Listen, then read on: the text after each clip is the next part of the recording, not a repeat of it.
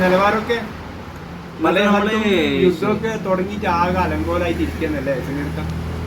യുദ്ധം എന്ന് പറഞ്ഞു കഴിഞ്ഞാൽ ലോകാരംഭം മുതൽ തന്നെ ഈ മനുഷ്യവാസം തുടങ്ങിയത് മുതൽ തന്നെ യുദ്ധങ്ങൾ എന്ന് പറഞ്ഞാൽ ഞാനും എൻ്റെ മോനും ആശാരിയും തട്ടാനും തത്തമ്മയും നായും പൂച്ചയും എന്നുള്ള നിരത്തിലേക്ക് അന്ന് മുതലേ തുടങ്ങിയിട്ടുണ്ട്. പിന്നെ യുദ്ധം എന്ന് പറഞ്ഞു കഴിഞ്ഞാൽ ഇപ്പം നമ്മൾ ക്ലാസിക്കായിട്ടുള്ള യുദ്ധങ്ങളെല്ലാം ഉണ്ടാകുന്നതെന്ന് വെച്ച് കഴിഞ്ഞാൽ സമ്പത്തുമായിട്ട് സമ്പത്ത് നേടിയെടുക്കുക എന്നുള്ളതാണ്. ഏത് രാജ്യത്താണോ സമ്പത്ത് കേന്ദ്രീകരിച്ചിരിക്കുന്നത് ആ ഭാഗത്തുള്ള സമ്പത്ത് കംപ്ലീറ്റ് കുത്തകയായിട്ട് ഇവരെ കയ്യിലേക്ക് എടുക്കാൻ വേണ്ടിയിട്ടാണ് ശരിക്കും പറഞ്ഞാൽ യുദ്ധം ഉണ്ടാക്കിയിരിക്കുന്നത്. അതിന് ആധുനിക തരത്തിലുള്ള റോക്കറ്റുകൾ വേണം, മിസൈലുകൾ വേണം, ഡ്രോണുകൾ വേണം, കരസേന വേണം, നാവികസേന വേണം, വ്യോമസേന വേണം, പിന്നെ എയർ ട്രാഫിക് കൺട്രോൾ റൂം വേണം, പിന്നെ അതേപോലെ തന്നെ എല്ലാ സംഭവങ്ങളും വേണം. പിന്നെ ടെക്നോളജീസിന് മുന്നിട്ട് നിൽക്കുന്ന രാജ്യങ്ങൾ ഏതാണ്? അവരെക്കാൾ കുതിച്ചു നാട്ടം ഓടുന്ന പട്ടിക്ക് അല്ലെങ്കിൽ ഓടുന്ന നായക്ക് ഒരു ഏറെ മുന്നിൽ എന്ന് പറയുന്ന മാതിരി അങ്ങനെ ആയിരിക്കണം. അപ്പോൾ യുദ്ധം കൊടുമ്പിരി കൊള്ളുക എന്ന് പറയുമ്പോൾ വെച്ച് കഴിഞ്ഞാൽ അവിടെയുള്ള ഭൂമികൾ ഇട്ടിട്ട് അവിടെയുള്ള കർഷകരും കുട്ടികരും അവിടെയുള്ള സിറ്റിസൺസും എല്ലാം കംപ്ലീറ്റ് അത് ഇട്ടിട്ട് പല നാടുകളിലേക്ക് അഭയാർത്ഥികളെ പോലെ മടങ്ങുകയും ചെയ്യാൻ. ഇതിന് മനുഷ്യവിഭവങ്ങളെ നഷ്ടങ്ങൾ മാത്രമല്ല ഉണ്ടാവുക, ഈ സംഭവം എന്ന് പറഞ്ഞാൽ ലോകത്തിൻ്റെ എല്ലാ മേഖലകളിലേക്ക് ഇത് വ്യാപിക്കും. പിന്നെ പ്രവാസി വ്യാപാരികളെയും പ്രവാസി വ്യവസായികളെയും അത് നമ്മുടെ മൂന്നാംകിട ഇന്ത്യ പോലുള്ള രാജ്യങ്ങളിലേക്കും അതിൻ്റെ വ്യാപനങ്ങൾ ഉണ്ടാവുകയും അത് തൊഴിൽ മേഖലകളിലേക്കും സാമ്പത്തിക രാഷ്ട്രീയ മേഖലകളിലേക്കും അതിൻ്റെ ഒരു ഒടുക്കുചാൽ എന്തായാലും ഉണ്ടായിരിക്കും, അതിൻ്റെ ഒരു നീരുറവ എന്തായാലും ഉണ്ടായിരിക്കും. അതൊക്കെ സുധീർക്കാൻ ഞാൻ പറയുന്നത് വെച്ചാൽ ഇപ്പോൾ ആൾക്കാരെല്ലാവരും ഭീതിയോടെ പറഞ്ഞുകൊണ്ടിരിക്കുന്ന സംഭവം മൂന്നാലൊക്കെ മഹായുദ്ധം നടക്കാൻ പോകുകയാണ്. ഇപ്പോൾ ഇറാനും ഇസ്രായേൽ, അതുപോലെ ഇപ്പോൾ നടന്നുകൊണ്ടിരിക്കുന്ന പിന്നെ ഇസ്രായേൽ ഫലസ്തീനി യുദ്ധം എന്ന് പറയാൻ പാടില്ല നമുക്ക്. എന്താന്ന് യുദ്ധം മാറി. പക്ഷെ അതിനോടനുബന്ധിച്ച് തന്നെ ഇപ്പോൾ ഇറാനിലേക്ക് ഇസ്രായേലിലേക്ക് ആക്രമണം, ഇസ്രായേൽ വീണ്ടും പഴയ ആക്രമിച്ച ഇറാഖിലേക്കും ആക്രമിക്കുന്നു. എന്താണെന്നൊന്നും കാണുന്നില്ല. എന്താണ് ഇതിൻ്റെ അവസ്ഥ? എവിടത്തേക്കാണ് പോകുന്നത്? സാധാരണ ജനങ്ങളെല്ലാം മരിച്ചു തീരുന്നത്. നമ്മളിപ്പോൾ നമ്മുടെ രാജ്യം നമ്മുടെ ഇത് മാത്രമേ നോക്കിക്കഴിഞ്ഞാൽ ലോകത്തിലെ ഈ ലോകം എല്ലാ മനുഷ്യരുടെയാണ്. രാജ്യങ്ങളിലേക്ക് ഇപ്പോൾ ആയി മാറിയതല്ലേ. അപ്പോൾ നമുക്കെല്ലാ മറ്റു മനുഷ്യർ ഇപ്പം ഹിരോഷിമയിലും നാഗസാക്കിയിലും അമേരിക്ക പോകുമ്പോഴത്തേക്ക് അതിൻ്റെ എന്താ പറയുക ഇപ്പോഴും അതിൻ്റെ ആ നാശനഷ്ടങ്ങൾക്ക് ഉള്ള അവസ്ഥ ഇപ്പോഴും അവിടുത്തെ ജനങ്ങൾ അനുഭവിച്ചുകൊണ്ടിരിക്കുന്നു. അതുകൊണ്ട് ഇനിയൊരു ലോകമഹായുദ്ധം നടന്നാൽ നമുക്ക് എന്താ പറയുക അതിൻ്റെ പ്രഹരം ഉൾക്കൊള്ളാൻ കഴിയുക എന്നുണ്ട്. സംഭവം എന്ന് പറഞ്ഞാൽ ഈ ഞാൻ പറഞ്ഞ പോലെ തന്നെ രണ്ട് കാര്യങ്ങളിൽ ഊന്നിയിട്ടാണ് കാര്യങ്ങൾ നിൽക്കുന്നത്. ഒന്ന് അഡ്വാൻസ് ടെക്നോളജീസ് എന്തോ ആയിക്കോട്ടെ, ടെക്നോളജീസ് എന്തോ ആയിക്കോട്ടെ, ഇൻഫർമേഷൻ ടെക്നോളജി അല്ലെങ്കിൽ അഡ്വാൻസ്ഡ് ആയിട്ടുള്ള ടെക്നോളജീസ് എന്തൊക്കെയാണോ അതിൻ്റെ ഇക്വേഷൻസ് എന്തൊക്കെയാണോ അത് കൈവശപ്പെടുത്തേ ഇരിക്കുക. അത് 100 വർഷത്തേക്ക്, 50 വർഷത്തേക്ക്, 200 വർഷത്തേക്ക്, 300 വർഷത്തേക്കുള്ള പാറ്റന്റുകൾ വാങ്ങിക്കുക. രണ്ടാമത്തെ കാര്യം എന്ന് പറഞ്ഞാൽ ഒരു 300 വർഷത്തേക്ക് 400 വർഷത്തേക്ക് ചലിക്കാൻ ആവശ്യമായിട്ടുള്ള സമ്പത്ത് എവിടെ നിന്ന് നമുക്ക് സ്വരൂപിക്കാം എന്നതിനെ കുറിച്ചിട്ടാണ് ഇത്രയും രാജ്യങ്ങൾ സ്കെച്ച് ചെയ്തിട്ടാണ് യുദ്ധങ്ങൾ ഉണ്ടാവുക. എന്ന് പറഞ്ഞാൽ ഈ ശരിക്കും പറഞ്ഞാൽ പട്ടാളക്കാർ മിലിറ്റന്റ് ഗ്രൂപ്പ് മാത്രമല്ല ശരിക്കും ഏറ്റവും യാത്രക്കാർ, കച്ചവടക്കാർ, ആ നാട്ടിലേക്ക് വരുന്ന ഫോറിനേഴ്സ്, വിദേശികൾ, ടൂറിസ്റ്റുകൾ, അവിടെ കുടുംബപരമായി താമസിക്കുന്ന ആളുകൾ, ഇവരൊക്കെ യുദ്ധം ബാധിക്കും. അതുമാത്രമല്ല അത് ലോകത്തുള്ള എല്ലാ മാർക്കറ്റുകളെയും ബാധിക്കുന്നതാണ്. ഈ യുദ്ധത്തിൻ്റെ കെടുതി എന്ന് പറഞ്ഞു കഴിഞ്ഞാൽ ഇപ്പം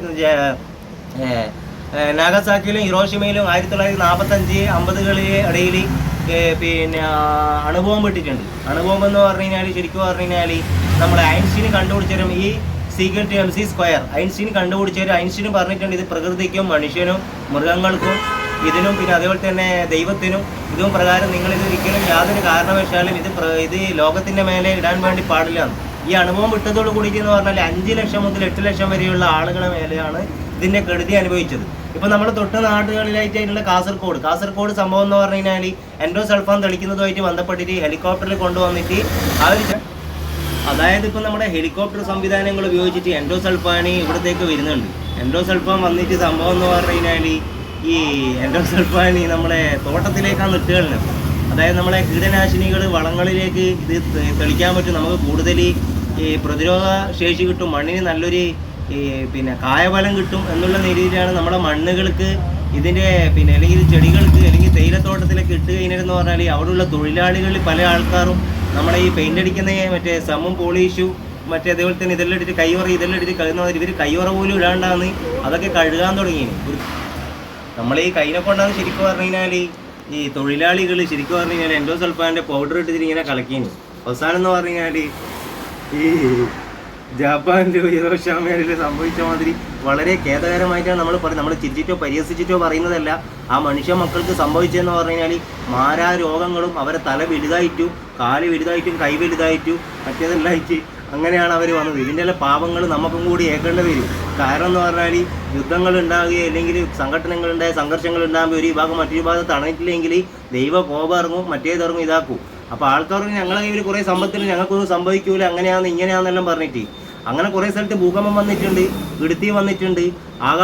ആകാശം കീറിയ നിലവിളിയോടെ ആൾക്കാർ ഓടുന്ന അണുബോംബിനെ കാട്ടി പ്രഹരമുള്ള വലിയ വലിയ ഉൽക്കകൾ പതിച്ച സ്ഥലങ്ങളിലൊക്കെ ഉണ്ട്. പക്ഷെ അത് ദൃശ്യശ്രാവ്യ മാധ്യമങ്ങളോ ഓൺലൈൻ മീഡിയകളോ അത് പുറത്തുവിടാണ്ടിരിക്കുന്നതാണ്. കാരണം ആ സ്ഥലങ്ങളിലേക്ക് ജനങ്ങൾ താമസിക്കാണ്ട് നിൽക്കുമല്ലെങ്കിൽ ജനങ്ങൾ പിന്നെ കാലകാലത്തേക്ക് അവിടെ താമസിക്കില്ല. സ്ഥിരം ഭൂമി ഉൽക്കം വരുന്ന സ്ഥലത്ത് അല്ലെങ്കിൽ സ്ഥിരം ഉൽക്ക പതിക്കുന്ന സ്ഥലത്ത് സ്ഥിരം മറ്റേ ആലിപ്പഴം വീഴുന്ന പോലത്തെ വലിയ ഉൽക്കകൾ വീഴുന്ന സ്ഥലങ്ങളൊക്കെ ഉണ്ട്, പതിച്ച സ്ഥലങ്ങളൊക്കെ ഉണ്ട്.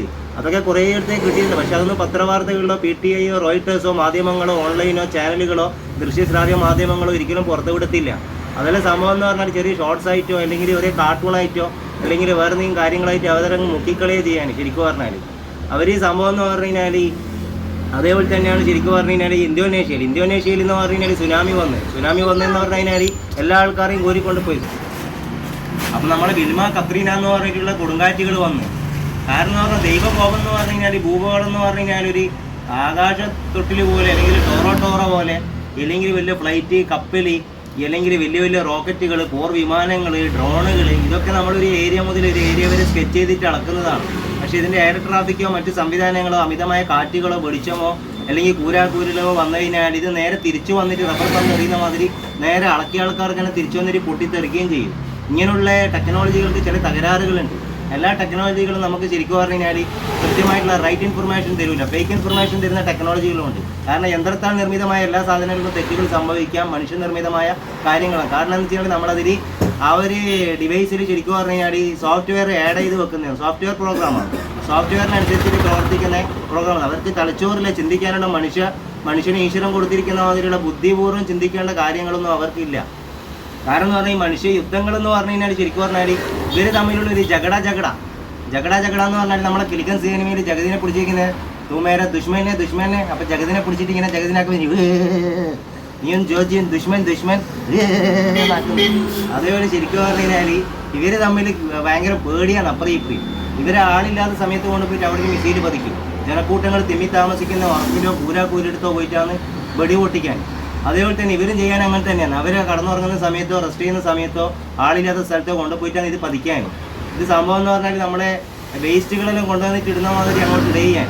അപ്പോൾ അവിടെ ആരെല്ലാം കുടുങ്ങിയിരിക്കുന്ന, ആരെല്ലാം താമസിക്കുന്നുണ്ട്, തൊഴിൽ ചെയ്യുന്നുണ്ട്, ആരെല്ലാം അവിടുത്തെ സിവിലൈസേഷൻ ഉണ്ട്, ടൂറിസ്റ്റുകളുണ്ട്, അവിടെ മിലിറ്ററി ഓഫീസർമാരുണ്ട്, പോലീസുകാരുണ്ട്, മറ്റു ഉദ്യോഗസ്ഥന്മാരുണ്ട്, ബിസിനസ്സുകാരുണ്ട്, ഇവർക്കെല്ലാം കുട്ടികളുണ്ട്, സ്ത്രീകളുണ്ട്. ഇതൊക്കെ പത്രങ്ങളിൽ ബൂസ്റ്റ് ചെയ്തിട്ട് വലിയ ബൂസ്റ്റ് ചെയ്തിട്ട് മൂന്നാംകിട രാജ്യങ്ങളായിട്ടുള്ള ഇന്ത്യ അടക്കമുള്ള മൂന്നാംകിട രാജ്യങ്ങളിലേക്ക് ഇതിനെ ശരിക്കും പറഞ്ഞാൽ ബൂസ്റ്റ് ചെയ്തിട്ട് ആക്കേജ് ചെയ്യാൻ, കട്ട് ചെയ്തിട്ട് എഡിറ്റ് ചെയ്തിട്ട് ബൂസ്റ്റ് ചെയ്തിട്ട് ഇങ്ങനെ നിലവിളികളും അതും ഇതും ആക്കേജ് ചെയ്യാൻ. കാരണം ആ രാജ്യത്തിൻ്റെ സാമ്പത്തിക സ്രോതസ് ചോർന്നു പോവുകയും ചെയ്യും. ആ രാജ്യം 10-20 വർഷം കൊണ്ട് പട്ടിണിയിലും ദാരിദ്ര്യത്തിലേക്ക് എത്തുകയും ചെയ്യും. മാത്രമല്ല ലോകരാജ്യങ്ങളുടെ ഇടയിൽ അവർക്കുള്ള മതിപ്പും ബഹുമാനവും വിലയിടിനിറ്റി അവർ കാണിക്കുകയും ചെയ്യും. കാരണം എന്ന് പറഞ്ഞാൽ അവർക്ക് യാതൊരു കാരണവശാലും എന്ത് മാത്രമല്ല പൊതുജനങ്ങളുടെ ഇടയിൽ അവരെ അടുപ്പിക്കൂല ആൾക്കാർ. അവർക്ക് നല്ല ജോലിയോ മെച്ചപ്പെട്ട ജീവിതമോ മെച്ചപ്പെട്ട വരുമാനമോ ഒന്നും തന്നെ ഉണ്ടാക്കാൻ വേണ്ടി സാധിക്കില്ല. ഇതെല്ലാം മൂന്നാംകിട രാജ്യമായിട്ടുള്ള രാജ്യങ്ങൾ തമ്മിൽ അവർ ഒരിക്കലും പോർവിളിക്ക് ഏറ്റുമുട്ടലിനെ വിളിക്കൂല. ഇത് രണ്ട് ചെറിയ രാജ്യങ്ങളാണ്. കാരണം എന്ന് പറഞ്ഞാൽ ഏഷ്യൻ രാജ്യങ്ങൾ എന്ന് പറയുമ്പോൾ അത് വലിയ രാജ്യമായിട്ട് വരാൻ എല്ലാ രാജ്യങ്ങളും ചേർന്ന് 55 രാജ്യങ്ങൾ ചേർന്നിട്ടാണ് ഏഷ്യൻ രാജ്യങ്ങൾ വരിക. പിന്നെ യൂറോപ്പ് ഉണ്ട്, ആഫ്രിക്ക ഉണ്ട്, അമേരിക്ക ഉണ്ട്, നോർത്ത് അമേരിക്ക ഉണ്ട്, അറ്റ്ലാന്റ് ഉണ്ട്. ഇങ്ങനെ 7-8 ഭൂഖണ്ഡങ്ങളുണ്ട്. ഈ 7-8 ഭൂഖണ്ഡങ്ങൾ എന്ന് പറഞ്ഞാൽ ഈ രണ്ട് രാജ്യങ്ങൾ തമ്മിൽ മാത്രമാണ് കരസേന, നാവികസേന, വ്യോമസേന ഇങ്ങനെയുള്ള യുദ്ധങ്ങൾ വരുന്നത്. നമ്മുടെ രാജ്യങ്ങൾക്ക് എന്ന് പറഞ്ഞു കഴിഞ്ഞാൽ സാമ്പത്തികമായി തുലം ദാരിദ്ര്യത്തിൽ അടിമുടിയിലേക്ക് നിൽക്കുന്ന രാജ്യമാണ് നമ്മുടെ രാജ്യം. നമ്മുടെ രാജ്യത്ത് എന്ന് പറഞ്ഞാൽ സ്വയം പര്യാപ്തത ഇനിയും കൈവരിക്കാൻ വേണ്ടിയിട്ട് ധാരാളം പരിശ്രമങ്ങൾ നടത്തേണ്ടതുണ്ട്.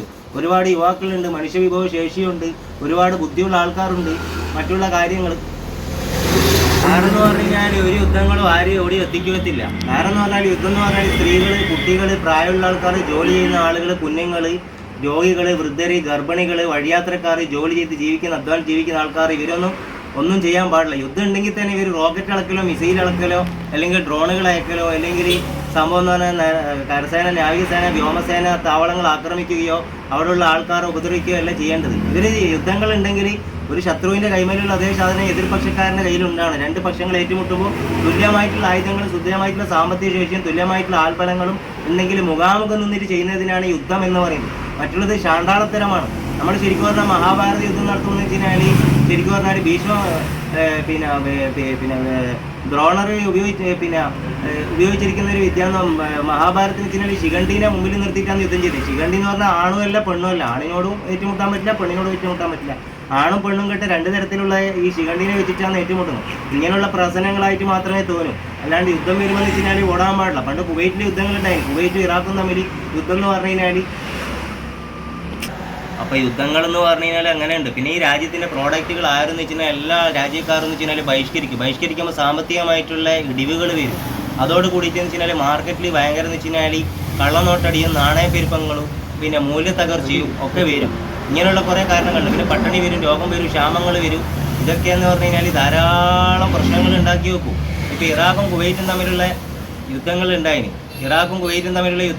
എന്ന് പറയുമ്പോൾ പറഞ്ഞു കഴിഞ്ഞാൽ പിന്നെ എണ്ണ വിഭവങ്ങളുമായിട്ട് ബന്ധപ്പെട്ടിട്ടാണ്.